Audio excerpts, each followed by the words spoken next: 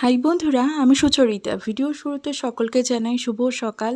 কেমন আছো তোমরা সকলে? আশা করছি সকলে দারুণ আছো। আমি তো খুব ভালোই আছি। আজ আমি তোমাদের সকলের সঙ্গে শেয়ার করছি ব্রেড পকোড়া অথবা স্যান্ডউইচ চপের রেসিপি। তার জন্য উপকরণের মধ্যে নিয়েছি ব্রেড আর টমেটো সস, আর নিয়েছি আমি রিফাইন্ড অয়েল। তারপর চলো বাকি উপকরণ শেয়ার করছি। নিয়েছি হলুদ গুঁড়ো, নুন, জিরে গুঁড়ো, শাহি গরম মশলার গুঁড়ো, ধনে গুঁড়ো, শুকনো লঙ্কার গুঁড়ো। তো এই গেল সামান্য কিছু গুঁড়ো মশলা আজকের রেসিপির জন্য। আর নিয়েছি আমি কর্নফ্লাওয়ার, ব্রেড ক্রাম্বস, কাঁচা লঙ্কা কুচি, আদা কুচি, গোলমরিচের গুঁড়ো আর বিট লবণ নিয়েছি চিকেন মশলা, আর নিয়েছি চিনেবাদাম ক্রাশ করে, আর নিয়েছি আমি রসুন কুচি আর পেঁয়াজ কুচি আর সেদ্ধ আলু স্লাইস আর পাতিলেবু। তো এই সামান্য কিছু উপকরণের ব্যবহারে আজকে আমি সম্পূর্ণ রেসিপিটা তোমাদের সকলের সঙ্গে শেয়ার করছি। আশা করছি ভিডিওটা সকলে দারুণ লাগবে। শুরু থেকে শেষ অবধি দেখতে থাকো আজকের এই রেসিপিটা। প্রথমে একটা মিক্সিং বোলে সেদ্ধ আলু স্লাইসগুলোকে আমি অ্যাড করে দিচ্ছি। তার মধ্যে আমি কোনো রকমের নুন বা কোনো কিছু এখন অ্যাড করছি না। তো জাস্ট সেদ্ধ আলুটাকে আমি ম্যাশ করে নিচ্ছি। তো এইদিকে দেখো আলুটা খুব সুন্দরভাবে আমি ম্যাশ করে নিয়েছি। তারপর চলে যাব রান্নার পরবর্তী স্টেপে। তো প্রথমেই আমি কি করছি, সমস্ত পাউরুটিগুলোকে মাঝ বরাবর আমি স্লাইস করে টুকরো করে নিচ্ছি ছুরির মাধ্যমে। আমি কিন্তু স্যান্ডউইচের শেপ দিয়ে কিন্তু সমস্ত পাউরুটিগুলোকে কিন্তু টুকরো করে নিচ্ছি। তো একে একে সমস্ত পাউরুটিগুলোকে টুকরো করে নিয়ে সাজিয়ে গুছিয়ে চলে আসি। চলো তারপর চলে যাব পুরটা তৈরি করতে। এদিকে আমার স্যান্ডউইচ কাটিং কমপ্লিট। কড়াইতে আমি সামান্য রিফাইন্ড অয়েলে পেঁয়াজ কুচি অ্যাড করলাম, দিলাম রসুন কুচি, আর দিয়ে দিচ্ছি আমি কাঁচা লঙ্কা কুচি, আর অবশেষে দিচ্ছি আমি আদা কুচি, দিয়ে ভালো করে ভাজা ভাজা করে নিচ্ছি। আদা রসুন পেঁয়াজের থেকে ভালো করে কাঁচা ভাবটা কাটিয়ে নিতে হবে। তারপর সমস্ত গুঁড়ো মশলা আমি কিন্তু সামান্য জল অ্যাড করে একটা পেস্ট তৈরি করে নিয়ে আদা রসুন পেঁয়াজ ভাজার মধ্যে দিয়ে দিচ্ছি। দিয়ে ভালো করে মশলার জলটাকে শুকিয়ে নিতে হবে। মশলা থেকে তেল ছেড়ে আসা অবধি ওয়েট করতে হবে। এইদিকে দেখো মশলা থেকে তেল ছেড়ে দিয়েছে। আমি গোলমরিচের গুঁড়ো কড়াইতে অ্যাড করে দিলাম, দিয়ে দিলাম চিকেন মশলা, দিয়ে সেদ্ধ আলুর মণ্ডটাকেও অ্যাড করে দিলাম ভাজা মশলার মধ্যে। তারপর আমি ভালো করে আলুটাকে মিক্স করে নিচ্ছি ভাজা মশলার মধ্যে ভালো করে। বেশ খানিকটা সময় নিয়ে কিন্তু পুরটাকে তৈরি করতে হবে। আলু সেদ্ধের জলটা ভালো করে শুকিয়ে নিতে হবে। আলুটা সেদ্ধ করেছিলাম, তার জন্য আলুর মধ্যে সামান্য পরিমাণ জলের ভাগ তো থাকবেই। সেটাকে শুকিয়ে ভালো করে ড্রাই করে নিতে হবে। তারপর অ্যাড করে দিতে হবে চিনেবাদাম ক্রাশ করার অংশটাকে। তো ভালো করে এবার চিনেবাদামটাকেও কিন্তু আলুর পুরের মধ্যে আমি ভালো করে মিক্স করে নিচ্ছি। তো খানিকক্ষণ সময়ের মধ্যে কিন্তু রান্নাটা কমপ্লিট হয়ে যাবে।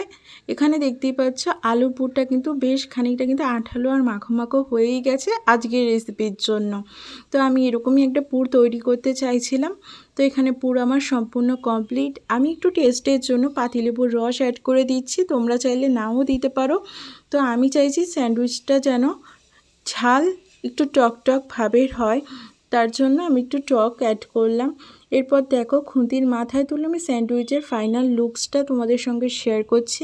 তোমরা অবশ্যই জানিও কেমন লাগলো। এইদিকে আমি কিন্তু নামিয়ে নিলাম গ্যাস ওভেনের থেকে সম্পূর্ণ পুরটাকে একটু ঠান্ডা হতে সময় দিতে হবে, তাতে করে শেপ দিতে আমাদের সুবিধা হবে। তো খানিকক্ষণ ঠান্ডা করলেই যথেষ্ট, এই মিনিট চারেক, তাতেই দেখবে ঠান্ডা হয়ে এসছে পুরটা।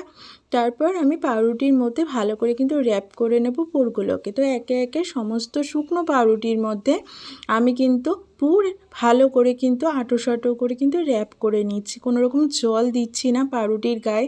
তো জল ছাড়াই খুব সুন্দরভাবে কিন্তু অ্যাবজর্ব করে যাবে সমস্ত পুরটা। তো ওপর থেকে আরেকটা শুকনো পাউরুটি স্লাইস ঠিক একইভাবে চেপে বসিয়ে দিতে হবে। ব্যাস তৈরি হয়ে গেল এখানে স্যান্ডউইচ। তারপর স্যান্ডউইচটাকে আমি একে একে প্লেটে সাজিয়ে গুছিয়ে নিচ্ছি। একে একে সমস্ত স্যান্ডউইচ আমি পুর ভরে নিয়েছি। তো এবার আমি সমস্ত স্যান্ডউইচগুলোকে এবার কোট করব। তো প্রথমেই আমি একটা মিক্সিং বোলে সামান্য জলের মধ্যে কর্নফ্লাওয়ারের গুঁড়ো দিয়ে ভালো করে গুলে নিচ্ছি।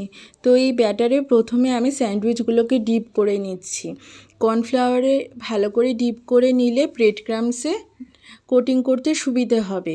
তো প্রথমেই কিন্তু ভালো করে ডিপ করে নিতে হবে এপিট ওপিট, মানে চারি ধার ভালো করে, তাতে করে দেখবে খুব সুন্দরভাবে স্যান্ডউইচটা কিন্তু অবশেষে দোকানের মতো কিন্তু তোমরাও তৈরি করতে পারবে।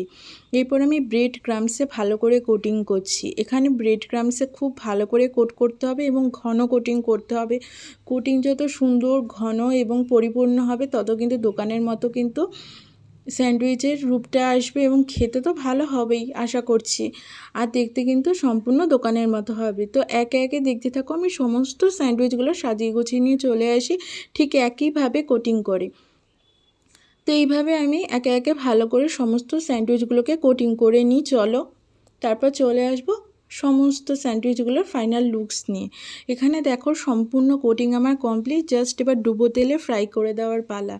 এই দিয়ে কড়াইতে আমি রিফাইন্ড অয়েল বেশ ডুবো ডুবো করে অ্যাড করে তার মধ্যে একে একে কিন্তু স্যান্ডউইচগুলোকে ছাড়তে আরম্ভ করেছি। স্যান্ডউইচগুলো এপিট ওপিট ভালো করে কিন্তু গোল্ডেন ব্রাউন করে ফ্রাই করে তুলে নাও, জাস্ট আর কিচ্ছুই না, সম্পূর্ণ দোকানের মতো খেতে হবে।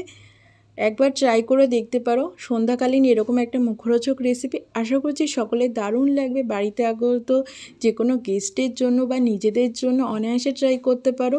তো এইদিকে আমি পরিবেশন করে দিয়েছি, অবশ্যই জানিও কেমন লাগলো। উপর থেকে একটু বিট লবণ হালকা মতো ছড়িয়ে দিয়েছি টেস্টের জন্য, আর রিং পেঁয়াজ আর সসের সাথে সার্ভ করেছি আজ আমি। অবশ্যই জানিও এই মুখরোচক রেসিপিটা তোমাদের সকলে কেমন লাগলো। ভিডিওটি ভালো লাগলে please do like, share and subscribe to my channel. তোমাদের সকলের সাথে দেখা হচ্ছে আরও একটা ইউনিক ভিডিওর সাথে। তো একটা বাইট তোমাদের জন্য আজকের মতো এই পর্যন্তই, টাটা।